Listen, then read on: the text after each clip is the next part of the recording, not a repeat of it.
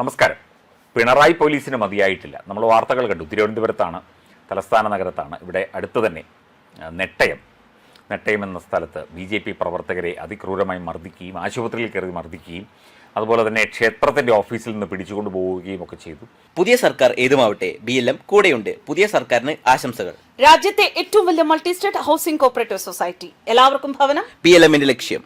അതിൽ വട്ടിയൂർക്കാവിലെ സ്ഥാനാർത്ഥി കൂടിയായിരുന്ന Sasthamangalam councillor R. Sreelekha കഴിഞ്ഞ ദിവസം പ്രതികരിച്ചു. ഇപ്പോൾ അവർക്കെതിരെ, അതായത് അവർ പണ്ട് പോലീസായിരുന്നു, ഇപ്പോൾ പോലീസ് പുല്ലാണെന്ന് പറയുന്നു തുടങ്ങി അവർക്കെതിരെ ഇങ്ങനെ പോസ്റ്റുകൾ ഇട്ടുകൊണ്ട് CPM, DYFI സൈബർ കമ്മ്യൂണുകൾ അവരെ ആക്രമിക്കുകയാണ് ചെയ്തുകൊണ്ടിരിക്കുന്നത്.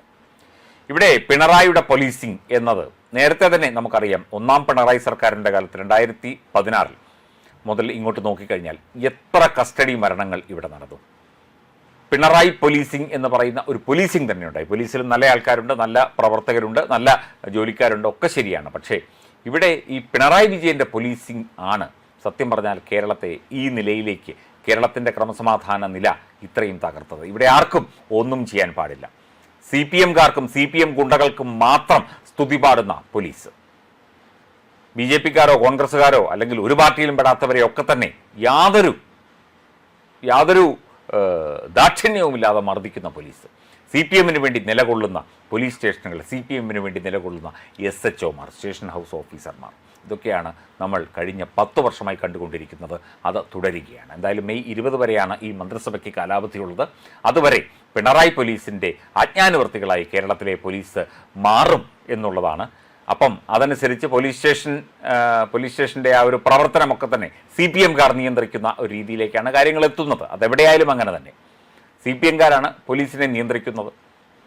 പോലീസിനെ തന്നെ മൊത്തമായി നിയന്ത്രിക്കുന്നത്, DGPയെ വരെ നിയന്ത്രിക്കുന്നത് മുഖ്യമന്ത്രിയുടെ പൊളിറ്റിക്കൽ സെക്രട്ടറി ആയിരുന്ന P. ശശിയായിരുന്നു. അദ്ദേഹം രാജിവെച്ചു. അത് ആ ഒരു ഔദ്യോഗിക പദവിയായിട്ട് രാജിവെച്ചു എന്ന് മാത്രമേ ഉള്ളൂ. എങ്കിലും ശശിയുടെ കരാളഹസ്തങ്ങൾ ഇപ്പോഴും പോലീസിൻ്റെ ആ ഒരു നിയന്ത്രണം ഏറ്റെടുത്തിരിക്കുകയാണ്. അല്ലെങ്കിൽ ഇത്തരത്തിൽ BJPക്കാരെയോ കോൺഗ്രസ്സുകാരെയോ അല്ലെങ്കിൽ അങ്ങനെയുള്ളവർ വന്നു കഴിഞ്ഞാൽ അവരെ വിടരുത്, അവരെ ഏതെങ്കിലും കള്ളക്കേസിൽ കൊടുക്കണം, അവർക്കിട്ട് നല്ല ഇടി കൊടുക്കണം എന്നൊക്കെ പറഞ്ഞ് വീണ്ടും ഇവിടെ ഒരു അരാജകത്വ മേഖലയിലേക്ക് കേരളത്തെ തള്ളിവിടുകയാണ്. കേരളത്തിലെ പോലീസിംഗ് സംവിധാനത്തെ CPM ഹൈജാക്ക് ചെയ്തിരിക്കുന്ന അവസ്ഥയിൽ വീണ്ടും ഇത്തരത്തിൽ സംഭവങ്ങൾ ഉണ്ടാകാനുള്ള സാധ്യത നമുക്ക് തള്ളിക്കളയാനാവില്ല. ആ നിലയിലേക്ക്, അതായത് മനസമാധാനത്തോടെ പോലീസ് സ്റ്റേഷനിൽ പോയി ഒരു കാര്യം പറയാൻ പോലും പറ്റാത്ത അവസ്ഥയിലേക്ക് നമ്മൾ മാറിക്കഴിഞ്ഞു. ഇതാണ് പിണറായി പോലീസിംഗ് എന്ന് പറയുന്ന ഈ ഒരു പരിപാടി.